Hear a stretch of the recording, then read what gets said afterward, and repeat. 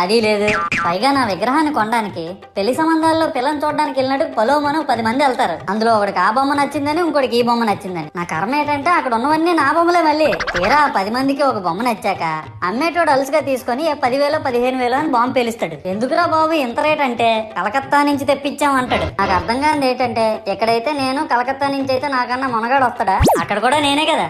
ఇలా నన్ను బజార్లో పెట్టి బేరం ఆడి నా మొహానికి ముసుగేసి వ్యాన్ ఎక్కిస్తారు. ఆ వ్యాన్ డ్రైవర్ గాడు నేనున్నానని కూడా చూడకుండా ఏదో ఆలోచించుకుంటూ డ్రైవ్ చేస్తా గతకల్లో గబ్బి గుబ్బి అని తించేసి నా కాల్లో చెయ్యి ఎరగొట్టేస్తాడు. ఈ విషయం చందాలు ఇచ్చిన చిన్నోళ్ళకి తెలిస్తే మళ్ళీ ఇరిగిపోయిన బొమ్మ పెట్టకూడదని ఏ బొమ్మ రాసి కవర్ చేసేస్తాడు. సరేలే జరిగిందేదో జరిగింది, నా భక్తులే కదా, కూల్ బ్రో అని చిల్లయ్యే లోపు నన్ను పందిర్లో పెట్టి ముసుగు తీసి నాకన్నా పొడుగుండే సౌండ్ బాక్సులు 2 నా చెవులు పక్కన పెట్టి డీజే గణేష్ బ్రో అని చెప్పి నా పాటలను కూనీ చేస్తారు. సరేలే పిల్లలు కదా, ఇప్పుడు కాకపోతే ఎప్పుడు ఎంజాయ్ చేస్తారు, కాసేపట్లో పూజ స్టార్ట్ చేస్తారని వెయిట్ చేస్తా ఉంటే ఆ 5 రూపాయల వ్రతకల్పన బుక్ చూస్తే